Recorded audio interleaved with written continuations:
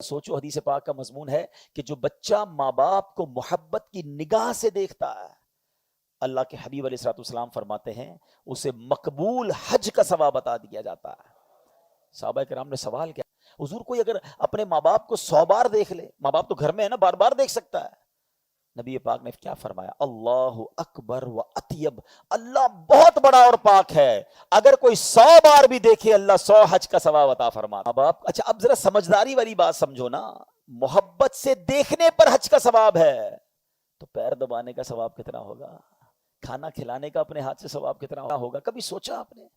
اتنی نیکیاں ہیں تمہارے گھر میں، حدیث پاک کا مضمون ہے، میرے آقا فرماتے ماں باپ ہی تیری جنت ہے، ماں باپ ہی تیری دوزخ ہے۔ اٹ مینز ماں باپ کی خدمت کر لی نا، ان کو راضی کر لیا تو پھر جنت ہے۔ لیکن بہت ساری نیکیاں بھی ہیں اور ماں باپ ناراض ہے نا تو پھر تمہیں جہنم سے بچانا مشکل ہے، پھر جہنم ٹھکانہ بن جائے گی۔ پلیز سمجھو بات، ناراض ہو گئے۔ اور ماں باپ کی خدمت وہ عمل ہے کہ جو بندہ اپنے ماں باپ کا ادب اور خدمت کرتا ہے، اللہ پاک یہ نعمت اس کے بچوں میں اسے دکھاتا ہے۔ یہ مکافات عمل ہے۔ کتابوں میں پتہ کیا لکھا ہے؟ باپ کا ادب یہ لکھا ہے کہ باپ کے آگے بیٹا ایسا رہے جیسے غلام رہتا ہے، مگر آج حال یہ ہو گیا کہ بوڑھے باپ جو ہے وہ بیٹے کے آگے غلام نظر آتا ہے کہ بیٹا تھوڑا میرا کام کر دے۔ نہیں ابو نہیں ہے، میرے پاس ٹائم نہیں ہے۔ ارے تھوڑے پیسے دے دے، یہ تو میرے ہیں، آپ نے کیا کمایا تھا؟ میرے ہیں۔ کیا ماں باپ کو یہ کہیں گے کہ یہ میرے ہیں اور یہ آپ کے ہیں؟ کبھی زندگی میں یہ مت کہنا۔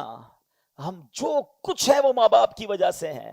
یقین مانے بہت خوش نصیب ہے وہ بچے کہ جن کو ماں باپ نے خدمت کا موقع دیا ہو۔ بہت سارے ماں باپ تو وہ ہیں جو بڑھاپے تک پہنچنے سے پہلے، معذوری اور کمزوری تک پہنچنے سے پہلے بچوں کی خدمت کرتے کرتے ہی خود چلے جاتے ہیں، موقع ہی نہیں دیا۔ اگر آج تمہارے ماں باپ نے تمہیں کوئی خدمت کا موقع دیا ہے تو اس کو سعادت سمجھنا۔ ہمارے پیسوں کا نصیب ہے کہ وہ ماں باپ پہ خرچ ہو جائے۔ آپ اور میں بغیر کپڑوں کے پیدا ہوئے تھے، باپ ہی نے تو کپڑے پہنائے تھا، نوالے کھلائے تھے، لباس پہنایا تھا، انگلی پکڑ کر چلایا تھا۔ کسی موقع پر والد نے یہ نہیں کہا کہ یہ میرے اور یہ تیرے ہیں۔ ارے وہ تو یہی کہتا رہا بیٹا جو کچھ میرا ہے سب تیرا ہے۔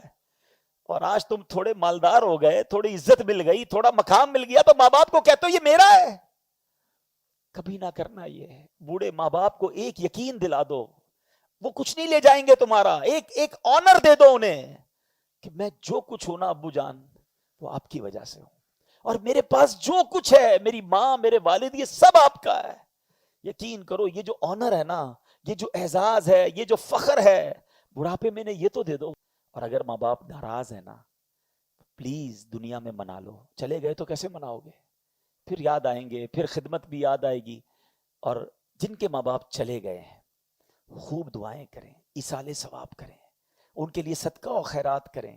میں تو کئی بار مشورہ دیتا رہتا ہوں کہ ہمارے ماں باپ نے ہمیں دنیا میں گھر دیے ہیں نا، اللہ نے جس کو نوازا ہے نا وہ اپنے ماں باپ کو جنت کا گھر لے کے دیتے ہیں۔ وہ کیسے؟ اللہ کے حبیب علیہ الصلوۃ والسلام فرماتے ہیں جو اللہ کے لیے مسجد بناتا ہے اللہ اس کے لیے جنت میں گھر بناتا ہے۔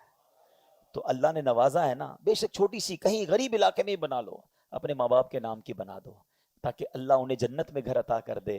دیکھو ہم نکمے لوگ ہیں، ہم روز ان کے لیے ایصال ثواب نہیں کر سکیں گے، کبھی یاد آئے گا کبھی نہیں آئے گا، مگر مسجد بن گئی نا، اذانیں ہوتی رہیں گی، سجدے ہوتے رہیں گے، قیامت تک یہ نیکیاں چلتی رہیں گی، اور میری ماں کو اور میرے والد کو قبر میں ثواب ملتا رہے گا۔ اور میرے رب کے خزانے کتنے بڑے ہیں، ایسا نہیں کہ کوئی بچہ ماں باپ کے لیے مسجد بنائے تو ماں باپ ہی کو جنت میں گھر ملے گا۔